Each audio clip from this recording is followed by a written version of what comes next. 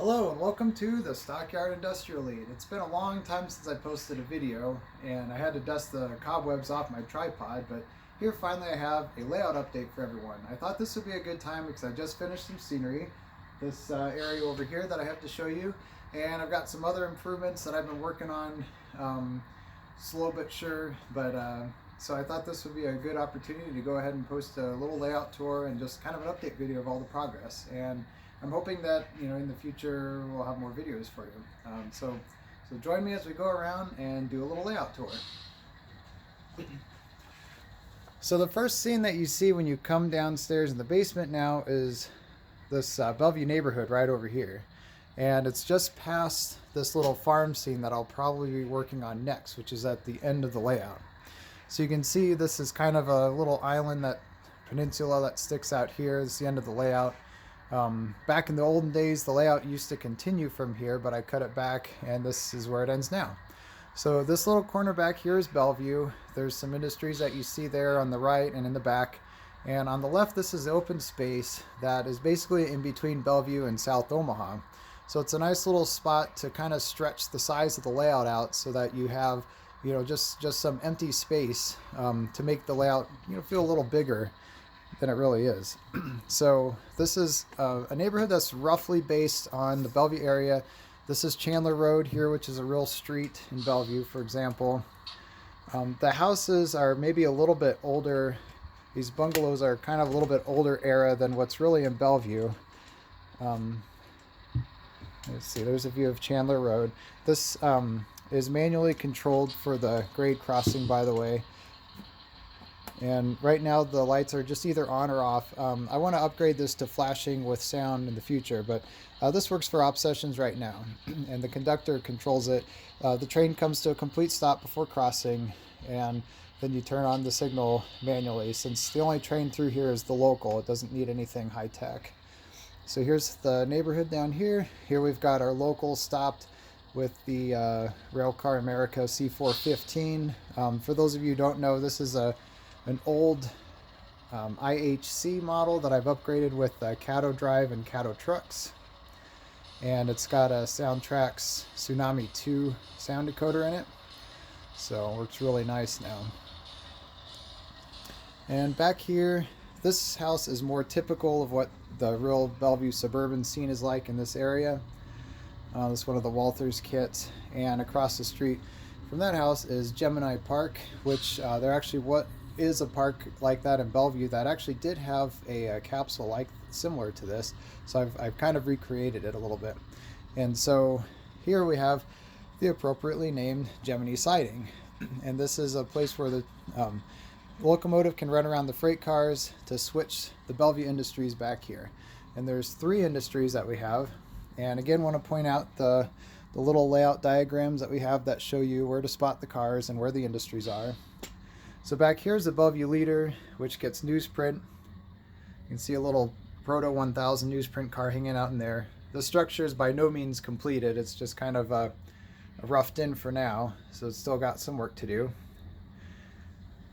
And here we've got the Cornhusker Road underpass.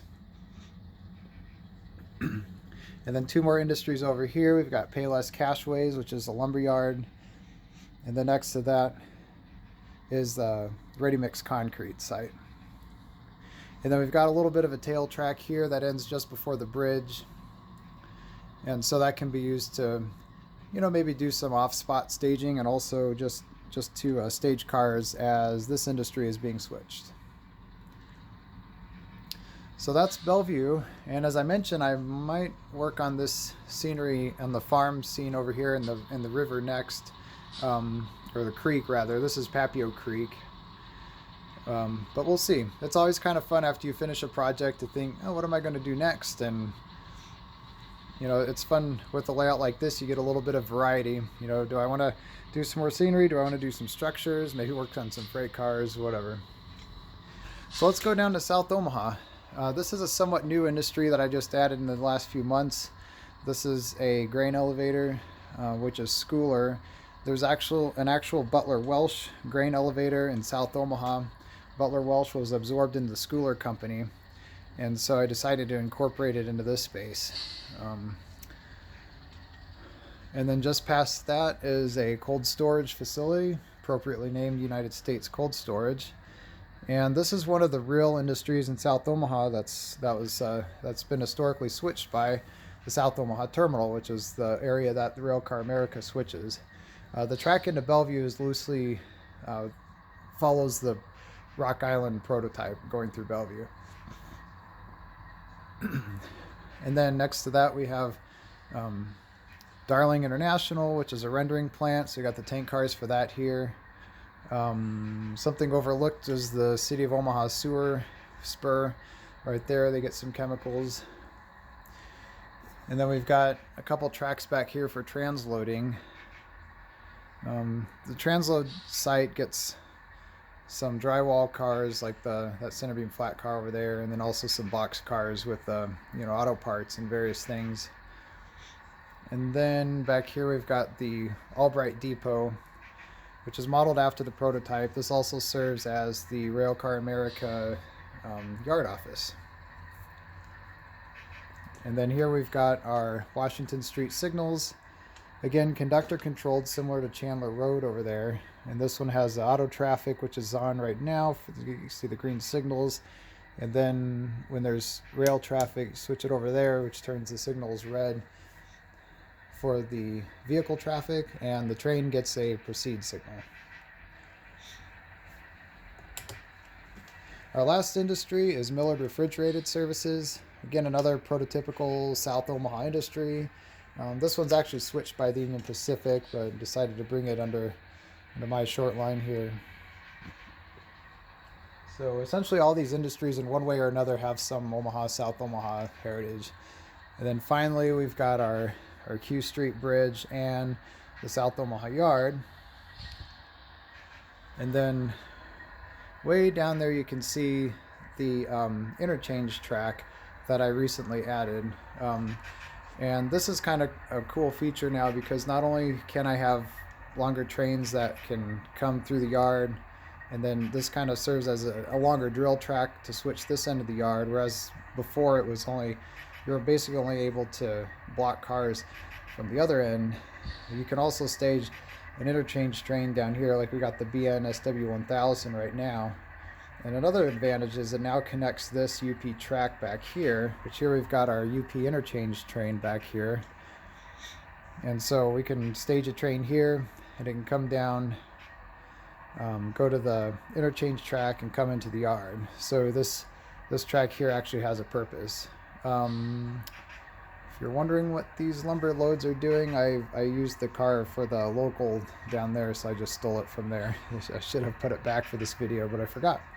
And then so our yard is pretty simple. It's basically just 3 tracks. One is stub end, this one in the front, and then we've got 2 regular tracks there. I kind of split them up to cars going to Bellevue and cars going to South Omaha, and then the track in the back is essentially the run-through track. So that's about it. That's kind of the nickel tour, as they say. I'll show you a couple of other interesting features real quick, for those of you who might be kind of new to the layout.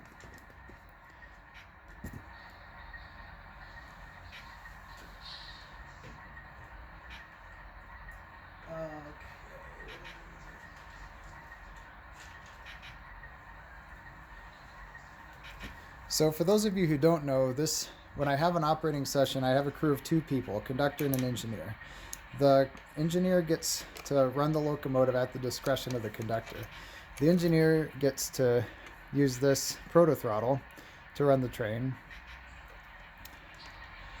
And right now it does not have batteries in it, because I haven't replaced the batteries in it yet. So I can't show it off, but this is the proto throttle that a lot of you are, I'm sure, familiar with. The layout is powered by NCE, and I've got the basic NCE brick throttle. I only have 2 throttles for the layout, the NCE that came with the system, and then the proto throttle, which is what we use for operating sessions. It's always good to have a backup in case something goes wrong. This one the NCE throttle does not use the radio; it's just plugged in, and then the proto throttle obviously is radio controlled.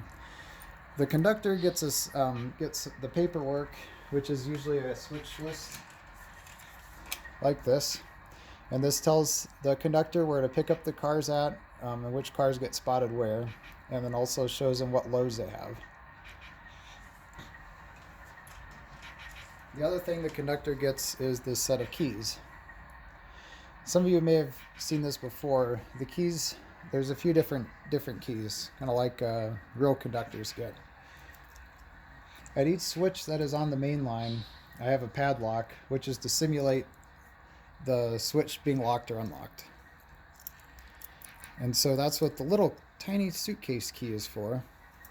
It opens these padlocks. So the conductor's instructions are, before having to move the turnout, you basically unlock the padlock. You leave it there in the unlocked position, then you're free to open or close or throw the switch, basically. When you're done with the work, the conductor should lock the switch. Just like that. It's just an extra step, takes a little bit more time, puts some more thought into the operation. And the other things that I have is, as people that are familiar with this layout have seen before, but maybe some of you are new, is I also have locks and doors at some of the industries that may have special instructions. So Millard Refrigerated, you notice, has 3 doors. This is just a temporary cardboard structure back there, but it shows where to spot the cars at the doors. And so the instructions in here might tell the crew where exactly you should spot the car. So like this one says spot car at door B. So that's just a message from the industry foreman to tell the crew, hey, this is where I want the car at the industry. The padlocks correspond to the color of the key, since I have 3 different padlocks of different locks. Another thing you'll note at the industries is I have these blue flags, which are again placed by the industry foreman. And so the crew is supposed to ask the industry foreman, which is usually me in the op session, if they can move the car or not.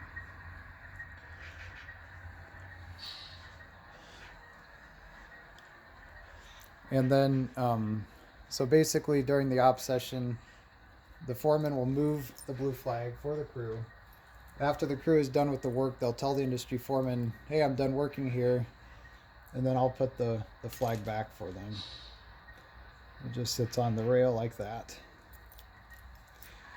The other little piece of equipment that I have is the yellow brake chalk, which you'll see in places where it may have like a little bit of a grade. So like this, for example, is a 1% grade, which is kind of annoying. If I redid the layout, I would just have it flat, but you know, this part of Nebraska is a little hilly, so it is kind of interesting.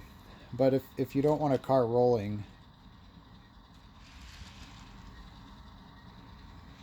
then you can just use this little brake chalk, put it under the wheel, and it should stop the car. So those are just some little operation things that I put in there. Just kind of, like I said, extra steps for the crew to think through, so that they just don't, you know, whip through an op session super quick. You know, I still like having a decent pace of an op session, but not too fast.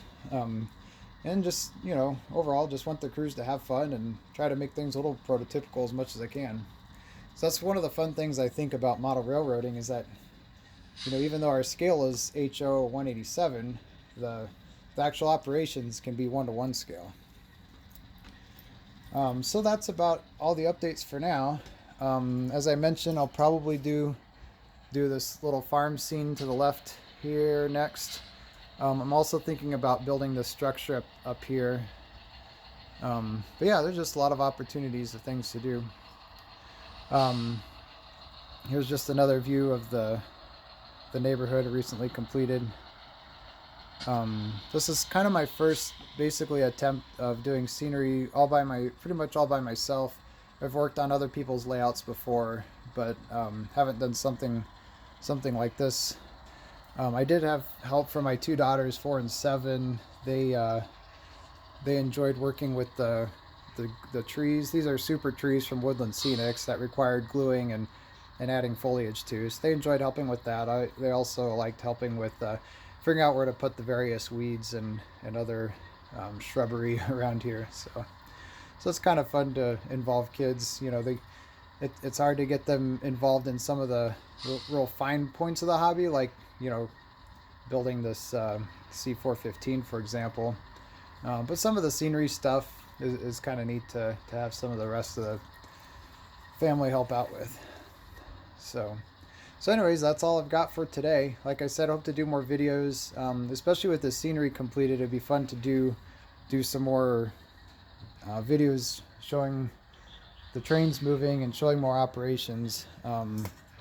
And haven't had an op session in a while, so I'd like to get into that as well. So stay tuned for operating videos.